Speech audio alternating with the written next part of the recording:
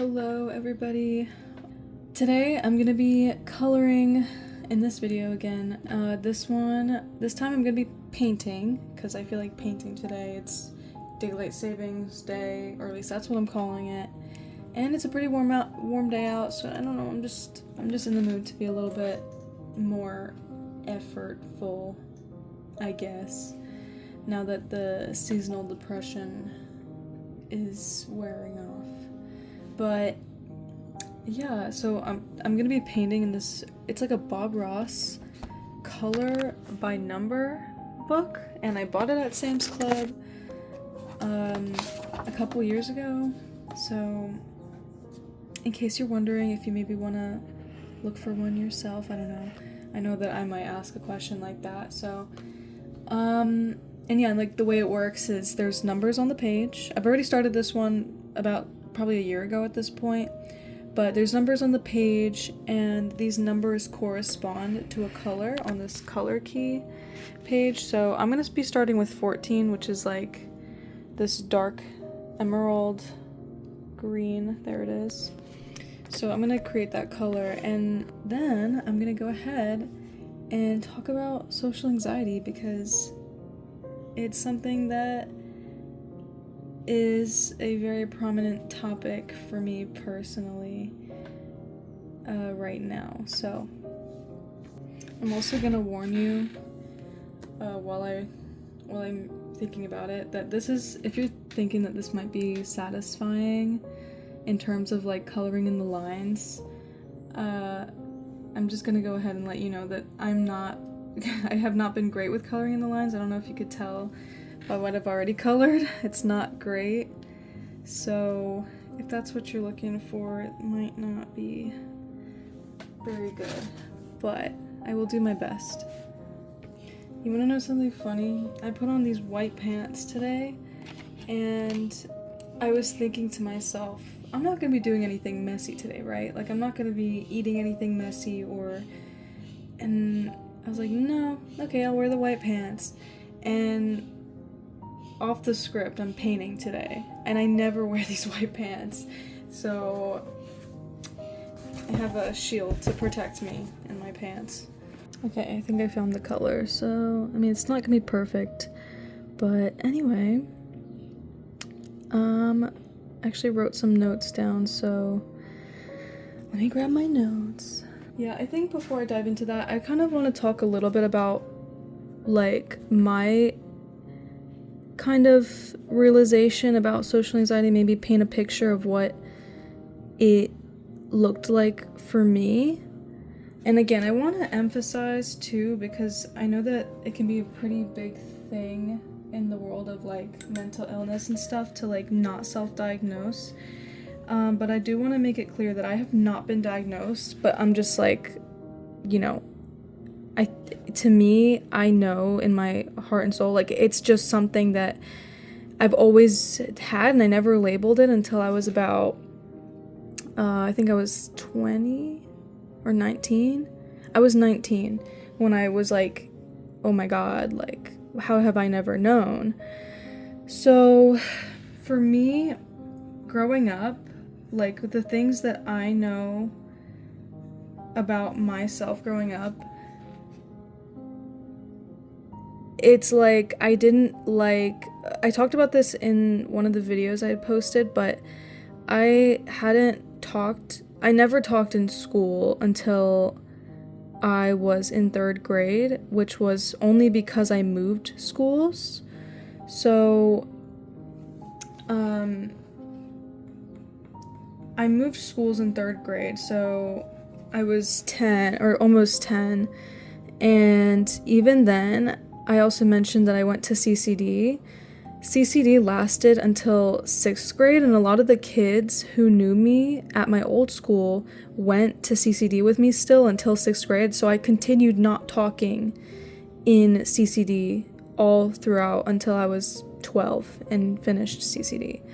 So that's one thing. I didn't talk in school. I had a hard time specifically talking because I didn't want people to be like, oh my god, you're talking now, how incredible, like, and oh my god, say this, say that. Like, I didn't want attention for that kind of thing. I just didn't want attention about it. I don't like attention, that's like another thing, but that's separate. That's not really like a specific thing, but that's like the biggest thing that I was like, what is wrong with me? Besides that, I mean, there was nothing that really stood out to me until I was older. So I guess that's just like the main thing for me that was like, wow, how did nobody tell me? How did no one bring this up? How did no one have any concerns about this? And like, maybe they did, but I was just so young that I didn't really care. I didn't think it was a problem necessarily. I thought I was just shy, because that's what people would say. Oh, she's shy. And so, I'm just gonna mention that. I want to make that like the first thing, just because that's like the main thing. But right now I kind of want to go into like the symptoms of social anxiety, like how it's usually labeled online, like what are the, what are the symptoms, I don't know if symptoms is the right thing, but like I think it would be, but I don't really know. But what are the things that people with social anxiety do? Like, what are the signs of it? So I'm gonna go ahead and refer to my notes now. Okay, so the first thing that I have written down, this is the biggest thing, especially even for me.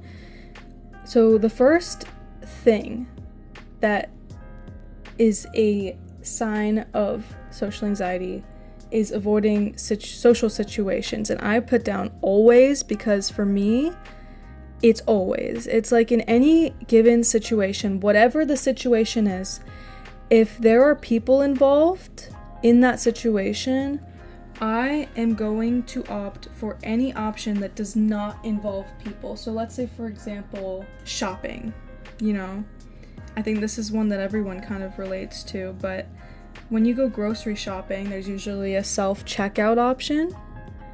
I will always go to self-checkout. I will never go where there is a cashier, because why would I do that? Why would I bother? Like, if there's an option not to socialize, why am I gonna go with the option to do the more socializing thing? Now, if I really have to, like if there is no self-checkout, I will, but I get intense anxiety when, I shouldn't say intense, but I definitely start overthinking. I'm like, I plan my script, I'm like, what do I say? What do I do? Like, I don't even know. Like, I will do it, but I won't want to. But yeah, anyway, but yeah, that's one example. If there's an option, at the store for a self-checkout, I will be doing the self-checkout.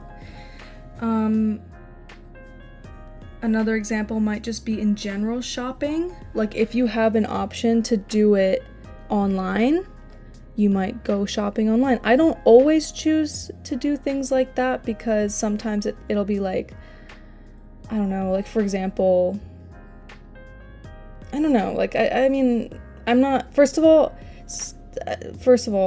I'm actively trying not to get too comfortable with doing things online and, doing things that don't improve my social anxiety. But also there's just, I'd rather just go in person sometimes. Depends on what it is. But usually if there's okay, if I'm going to Walmart, like I'm just gonna go to Walmart. I'm not gonna ship my stuff from Walmart, or I don't know.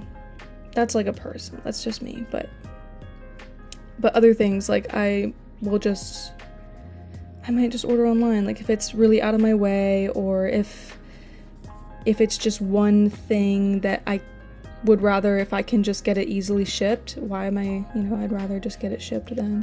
And a part of it is just like, the convenience of not having to go, but also it's better for me because it's like, great, I don't have to, risk a social interaction potentially. Anyway, so that's kind of the whole thing, just avoiding social situations. Also, ugh, I don't know, it's just like everything. It's just everything, no matter what. I'll give you another specific example. I don't want to, I hate getting too vulnerable. This might be a social anxiety thing too, but I will give you an example of like just a very specific example of mine. So when I was in college and I had roommates, I never liked going into our living room if my roommates were out, no matter who it was. I preferred waiting, and I do this with my family too. I will wait until no one's in the kitchen or no one's in the living room before I go in the kitchen or the living room. And that's a social anxiety thing, because I'm like, I don't know what to say. I don't really want to interact.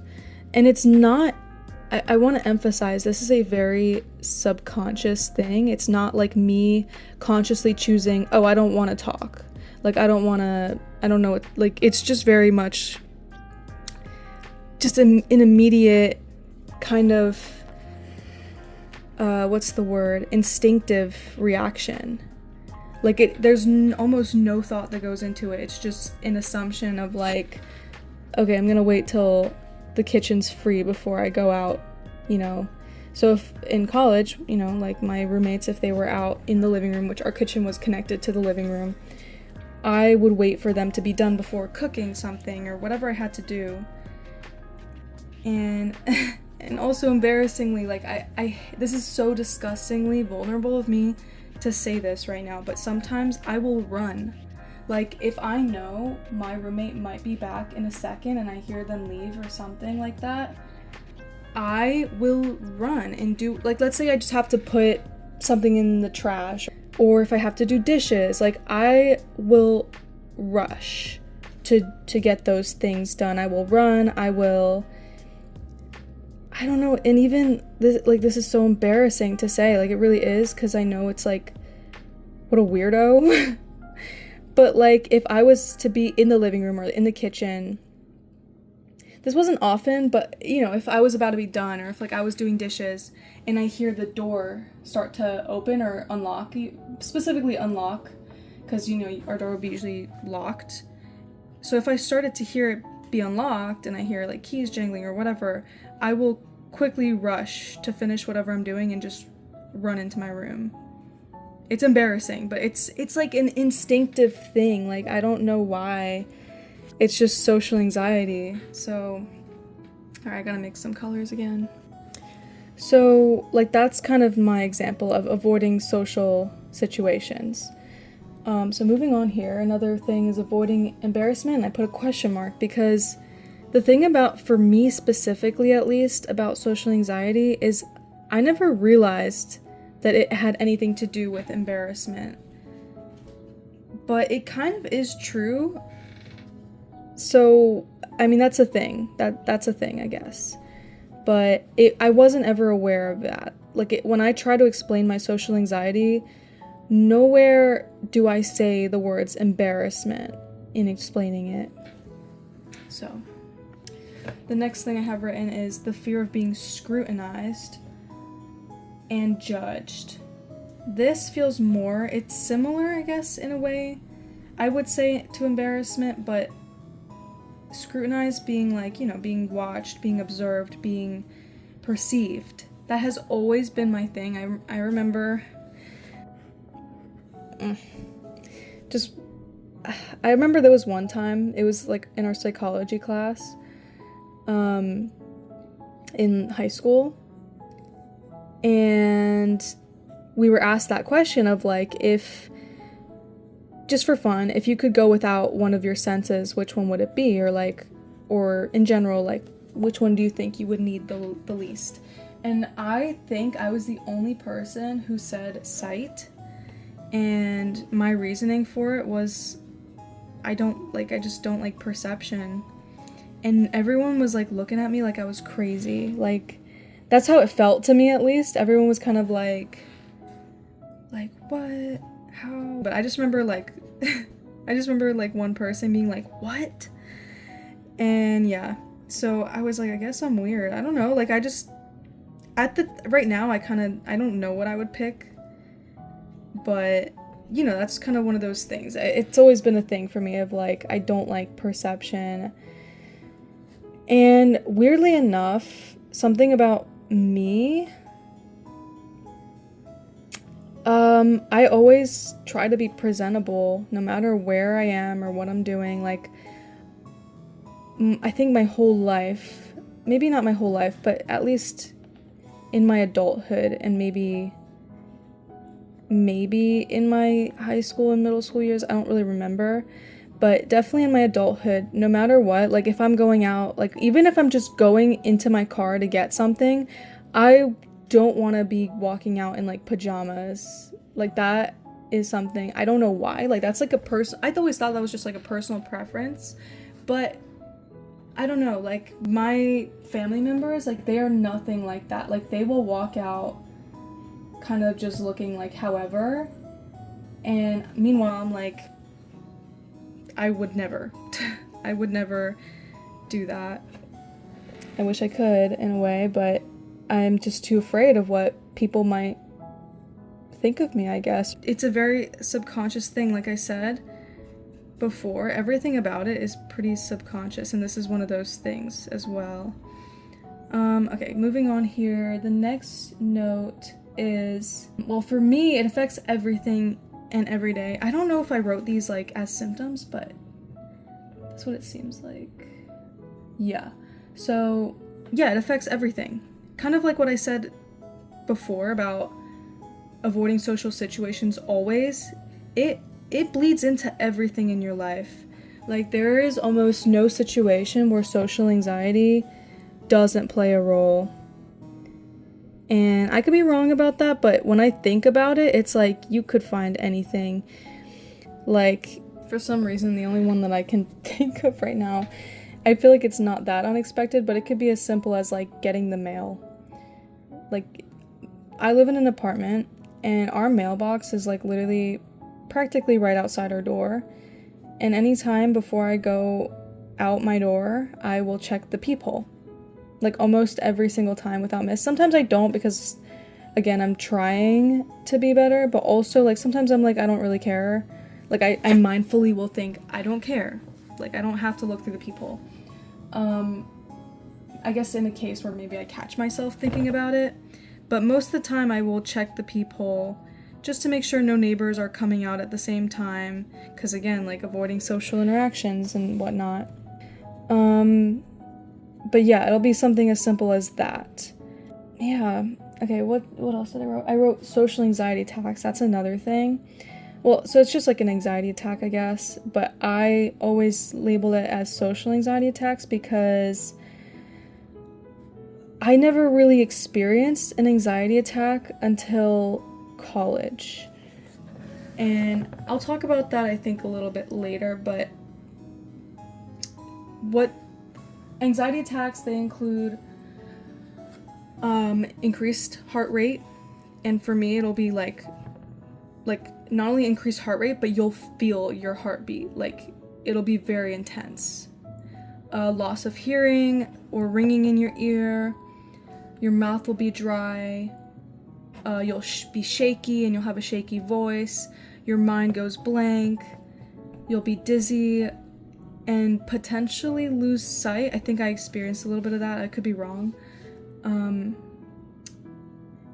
And I also wrote, mind goes blank. I wrote in parentheses, your mind goes blank because you start thinking about what people are judging about you right now when that's happening. When you're having this anxiety attack, you're kind of like, oh my god, like I'm not talking, I'm not doing, and I'll talk about that in a little bit, but yeah. So I also have a section for relationships. It's like a short little section, but I guess I'll share it because I did write it. So in relationships, no matter whether romantic or friendship or anything,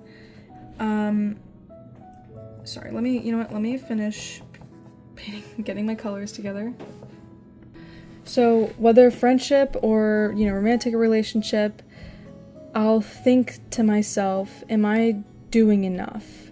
Am I doing this too much, or am I doing this not enough?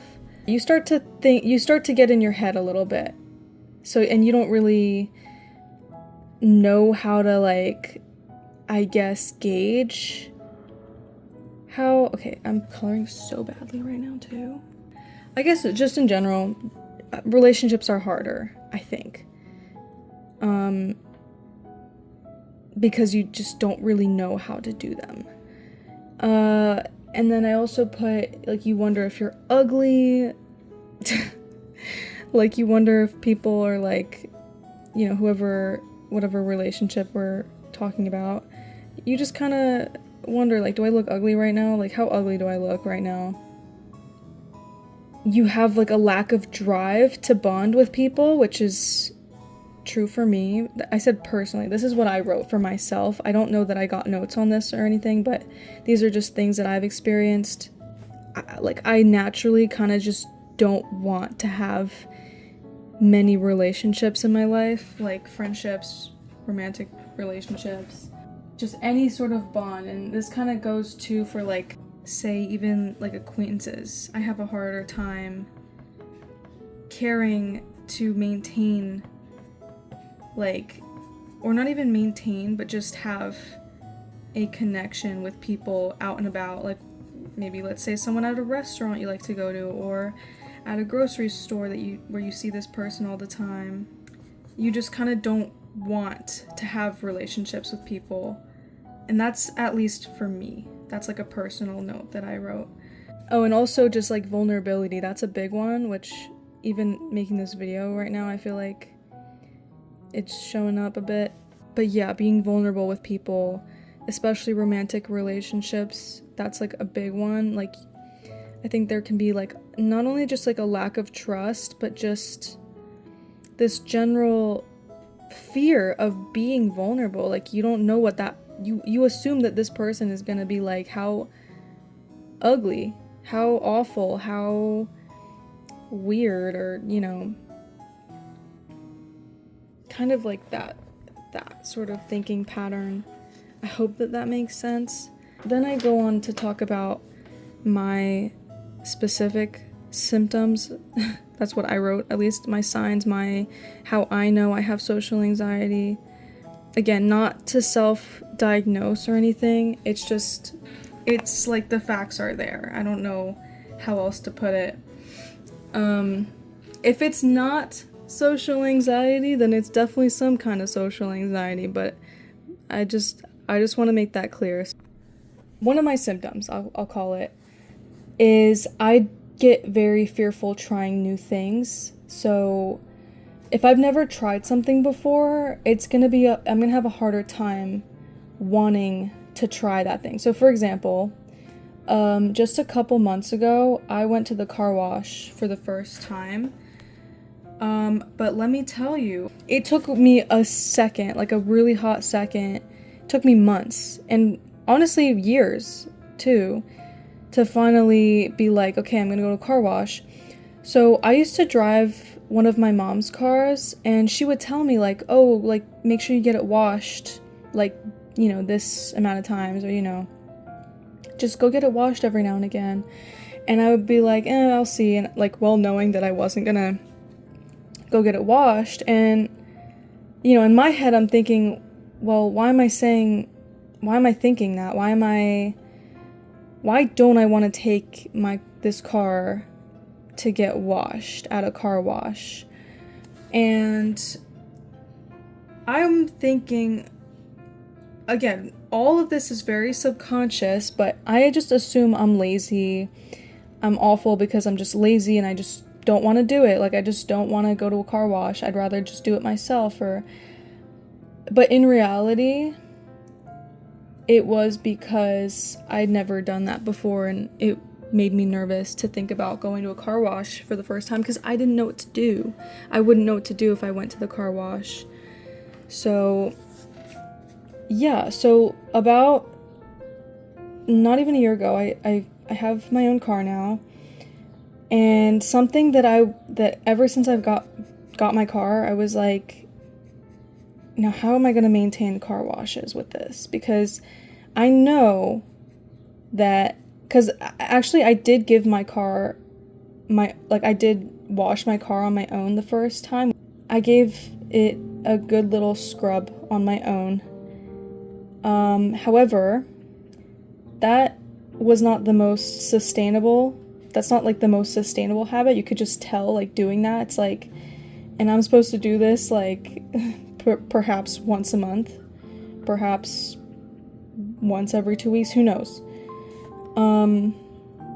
However often that people get their cars washed. And I just knew deep down that I was like gonna commit to doing that. Like I was like, I'm gonna commit to this. I'm gonna be the person to give my car a car wash every time. But I knew it was just way too much work to be doing regularly. Alright, I'm gonna be switching colors here. We're gonna be doing 6 now, which is this yellow color. Goldenrod. So anyway, about, let's just say just a few months ago, I sort of realized that I needed to find a car wash place. So there's this one which I planned to go there for a while, and I could never get the courage to actually just go and either buy a wash or whatever. Like, it took me a while. Like, I really had to think about it. And it took me asking my sister, who has been there before, or actually, I don't even think she had gone, but I brought it up to my sister. I was just kind of like,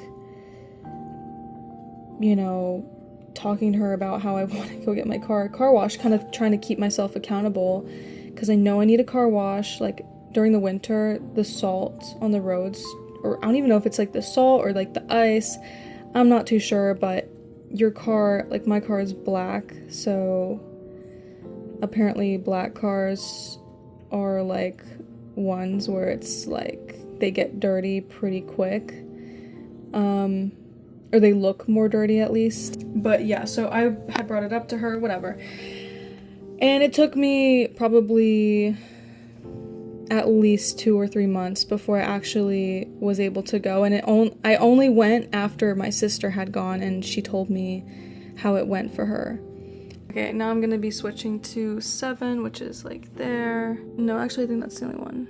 And then we'll do 28. So here's 7, there's 28.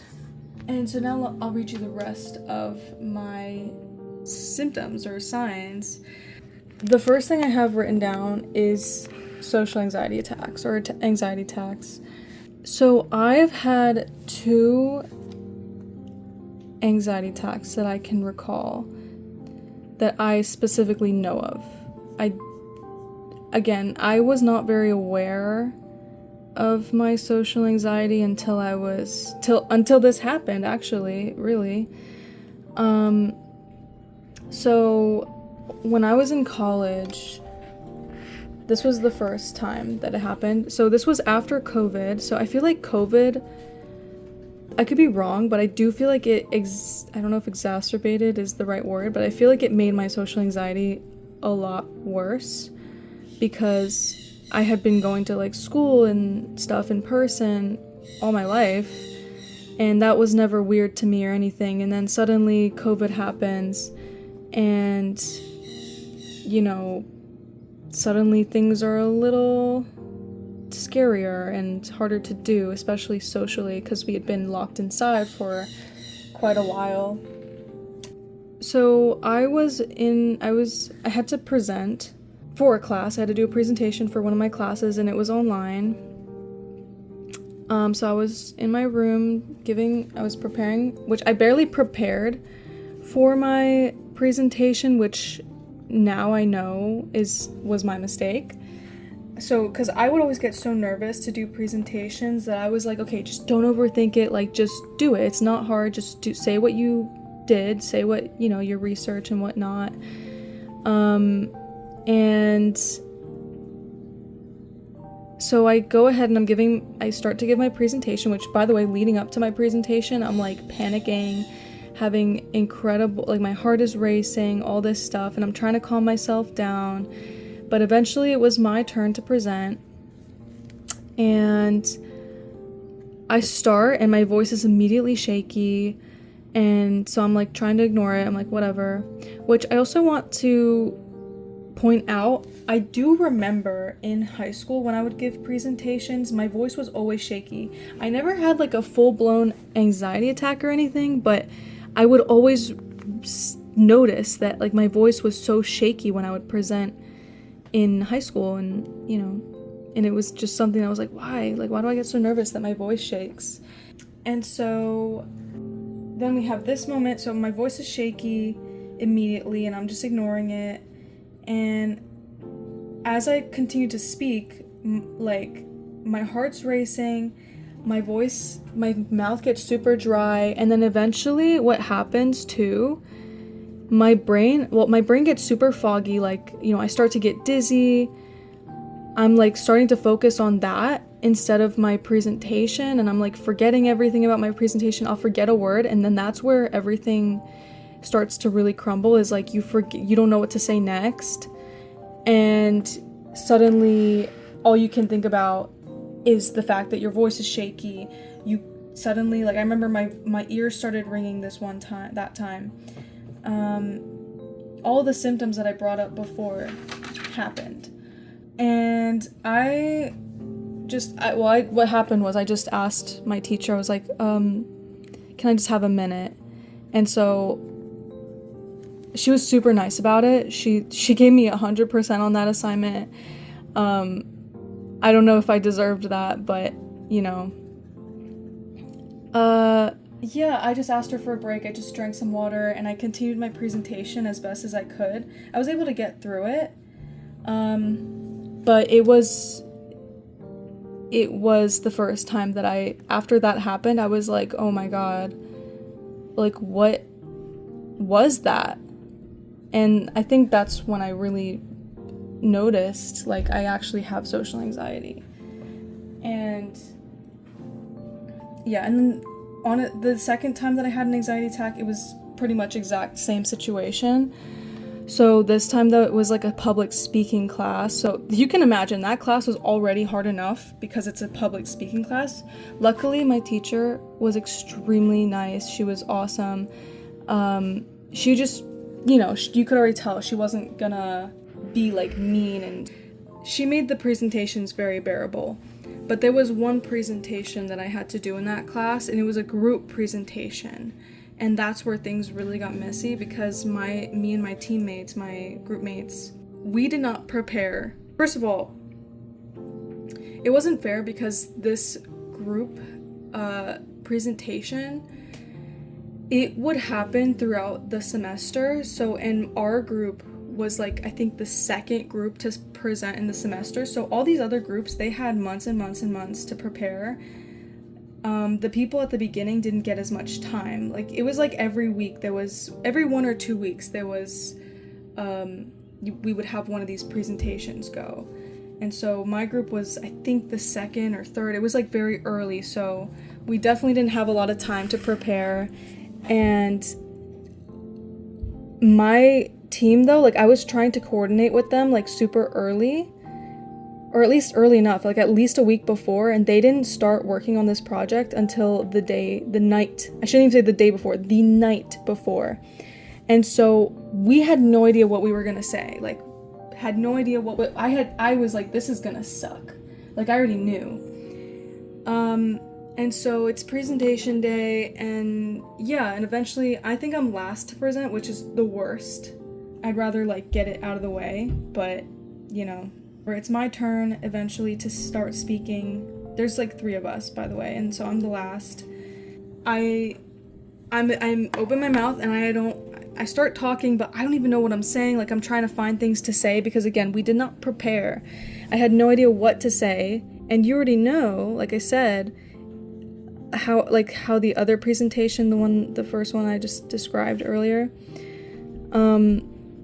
it was when I didn't know what to say next, or when I forgot what to say, that I start freaking out. And so that's essentially what happened, except it happened much quicker, I think. I'm not too sure. I don't remember.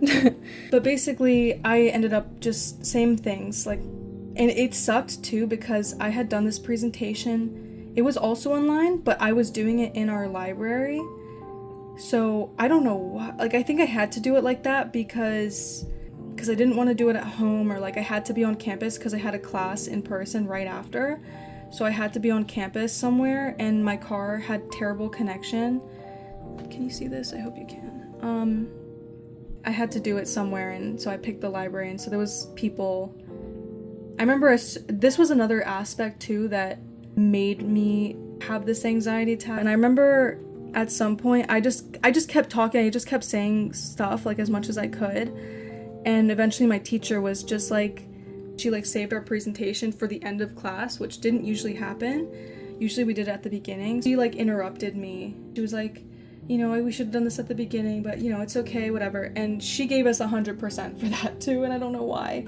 She was so generous with that, but she was really sweet. I really appreciated having her for my public speaking class. Now, I'm gonna tell you right now, if you're someone with social anxiety and you're in college and you have to take a public speaking class, you can get out of it. I'm almost certain you can get out of it. If not, then there's definitely an option for you to take it, like, I know that there's sometimes online and you can just do like a video instead of doing it like live, I guess. Don't suffer like I did. The reason why I didn't get out of that class was because of my social anxiety, because I didn't know how to. I was like, someone's gonna tell me, oh, you don't have a disorder, like you don't have like papers for it, so you know you can't get out of this class.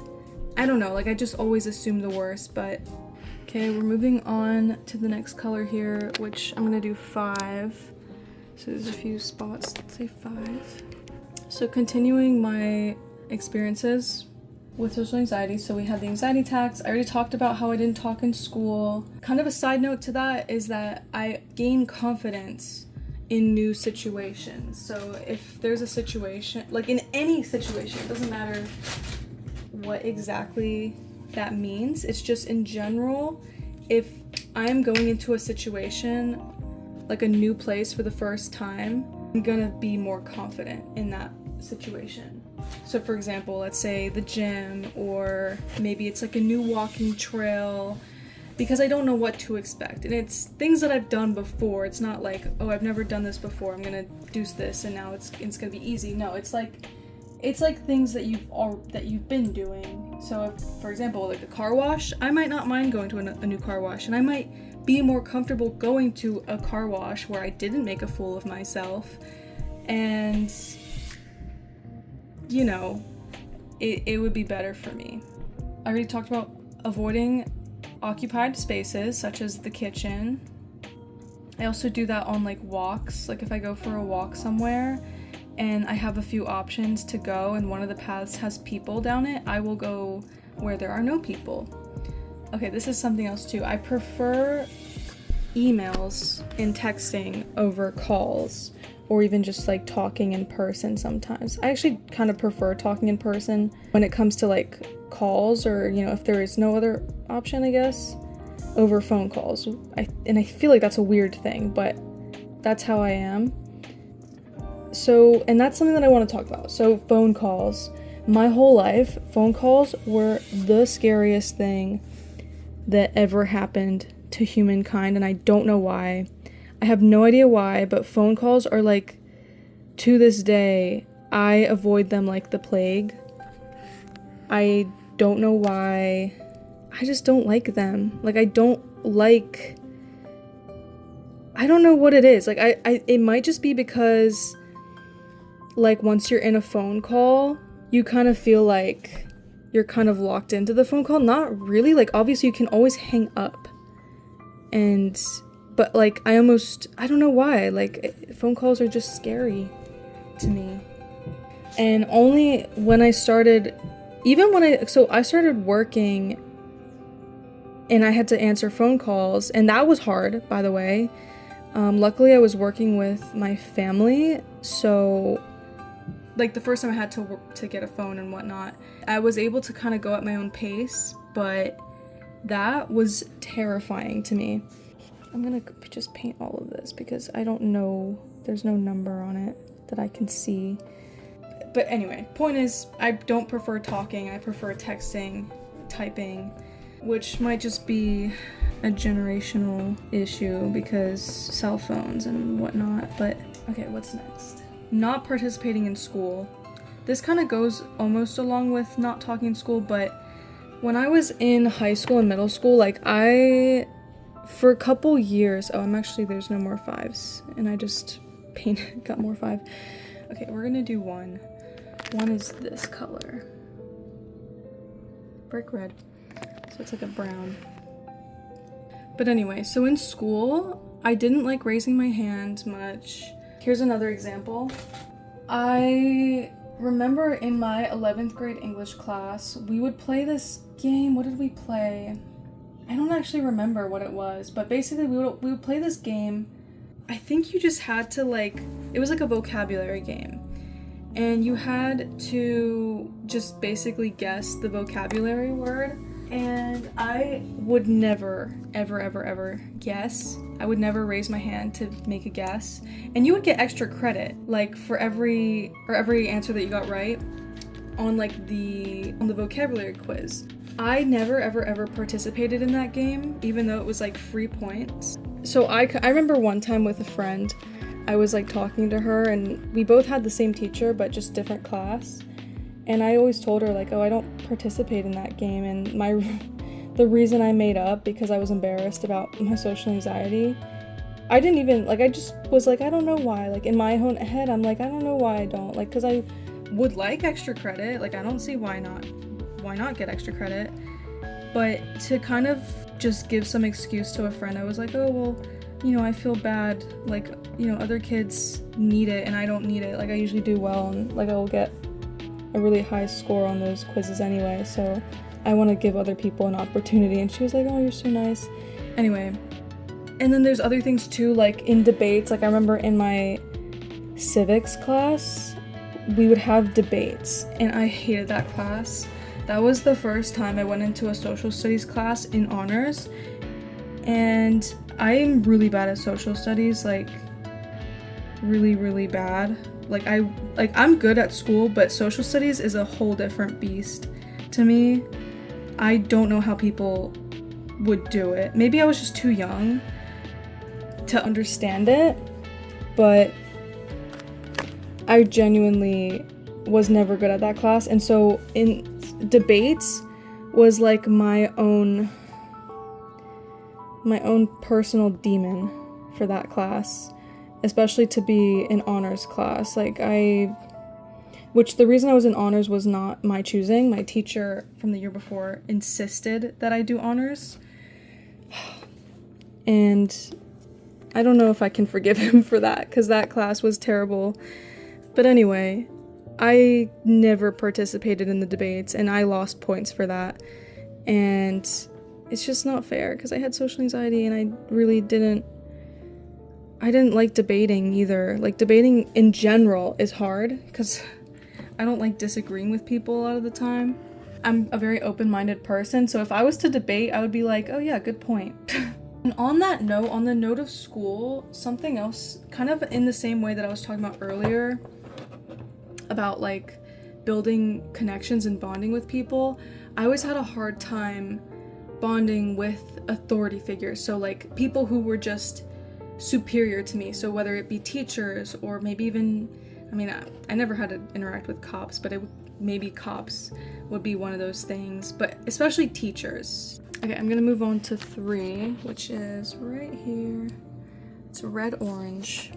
But yeah, so when it comes to teachers, even in college, I would have a really hard time.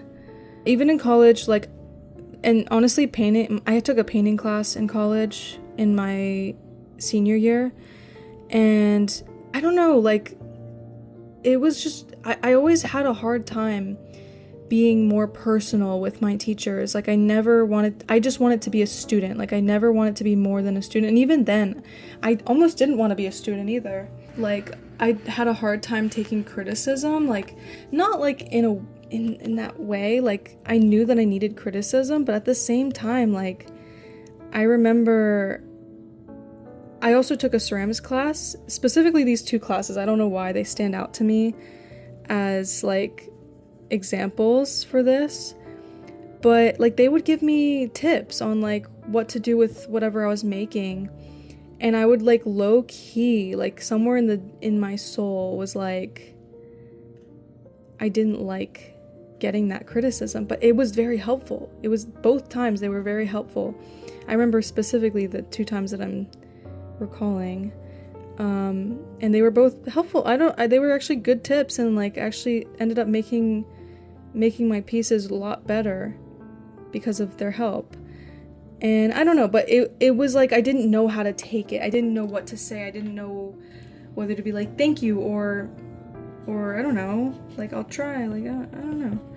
Yeah, and that kind of goes for other teachers as well. Like I just, you know, especially if I had a friend in that class, it was easier when I had friends in that class to connect with my teachers because my friends would connect with them and therefore I would end up connecting with them. But then if my friend was to be absent on whatever day, and you know, if I find myself having to talk to the teacher, I will feel a little bit like scared to talk to them, or like I don't know how to talk to them suddenly, and I don't know why. But I think I would handle it better now that I'm out of school. I think it makes more sense to me. But like in high school and even in college, there was a lot of moments where I didn't see my teachers as people. I saw them as like authority figures, and it made it really hard to know how to communicate with them. So that's like another thing in a way. Okay, let me see, what's the next point here? Sitting alone at lunch. I wrote that down because I was looking through videos and stuff from people on social anxiety, and so that's one of the things that I remember one of the people saying. And I was like, yeah, I sat alone at lunch actually a lot of the time. Not always. It was like every year I didn't know if I was gonna have friends or not.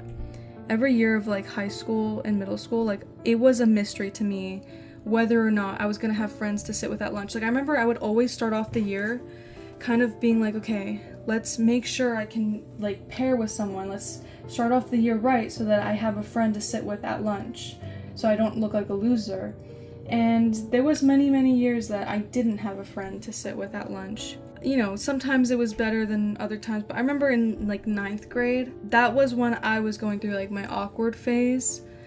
And so when I was alone at lunch, I felt like a loser, like a major loser, and like, I don't know, it wasn't great for me.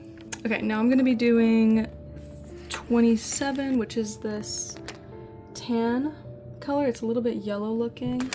Okay, I think I got it. Moving on to another point. I will also say I had another experience. I'm like hesitant to talk about it because it's sort of like a touchy subject for me in a way. I don't know, like it feels like a very private, personal experience, but I had gone to a graduation party a couple of years ago for one of my friends in college. One of my college friends, she graduated college and she was having this graduation party, and I'm like, oh my gosh, of course I'm gonna go. Like she invited me, and I was like, I'm absolutely gonna go. And so I ended up going, and I felt like the biggest freaking fish out of water when I was there because I had never been invited to anything like that before. I don't know what a graduation party is. Like I'm not super traditionally American. I come from like immigrant family, from immigrant parents, not family. And so they're not very American. Like they don't celebrate American traditions or anything. So I'm assuming that this was something a little bit more American to have like a graduation party. Okay, wait, I'm changing colors to 32, which is this dark, well, it says warm gray, but it kind of looks brown. So I end up going to this party, and my friend greets me once I get in. And then she sits me down at a table with some other friends of hers who I've never met before. And then she walks away. And that's where I'm kind of like, okay, that's fine, but like, you know, why are you leaving me here? Like I thought I was here to be here with you, celebrate with you. And so she walks away, and I'm just wondering in my head, okay, any moment now the party's gonna start, and like, you know, we'll do stuff and we'll have fun. And long story short, I wait for like probably an hour, and these girls at this table like, also something had happened that day, a personal matter, so I was also just not really feeling great. But eventually these girls stopped talking to me because I was really uncomfortable. I was really like, I didn't know what to say or do. Well, the painting's done, so that's great. I didn't think I was actually gonna finish it, but that's what we got. But yeah, I guess I'll go ahead and I'll finish my story for now. But yeah, like, these girls aren't talking to me anymore. I'm kind of just like going on my phone. I'm like waiting for the party to start for like 30 minutes to an hour, around that amount of time. Eventually I escaped to the bathroom, and I quickly realized that the party has started. That the party was always started, and that there was no event to happen. Like, I was just meant to connect with people. And I was like, I'd never been to an event like this, and with my social anxiety, and you know, my friend left me. She like abandoned me, and I was like terrified. I was that's not what I was expecting. And I'm like panicking, like I'm low key, like I start crying in the bathroom because I'm like, what do I do? Like, this is not my strong suit to socialize with people that I don't know. And eventually I come out of the bathroom and I kind of go to a different table. I can't really remember if I went to this table on my own. I'm pretty sure maybe someone invited me over there, which was like my friend's boyfriend, I think. I don't remember who, like how I got over there, but whatever. Her boyfriend ended up like saving me a little bit, but then at that point I kind of felt like really embarrassed because I felt like I was being babied. And so eventually I went back to the bathroom and I just escaped. I was like, I gotta get out of here, and I texted her later. I was like, hey, I had to leave. Congratulations. The reason too why this story is really a personal one that I hold is because that's the last time I talked to that friend. And you know, she was a really good friend to me, and I really appreciated her friendship. But that was another story that I hold in the archives of my social anxiety folder. So this is gonna be like a part 1 of this talk. So I just got through the symptoms of social anxiety, what is social anxiety, what it looks like, and how I've experienced it in my own life. So if you want a part 2, I might just make one anyway one day, just for fun. But do let me know if you are interested, if anyone's listening and you know you are interested in that. It would make me feel more motivated. But you don't have to. And then next time I'll go ahead and go through some ways to overcome social anxiety. But yeah, I'll show you this again. Alright, with that being said, I will talk to you guys next time. Again, let me know if you want a part 2, coming from someone who is not an expert, just someone who suffers. And yeah, and so I'll see you guys when that video comes. Alright, peace out, y'all.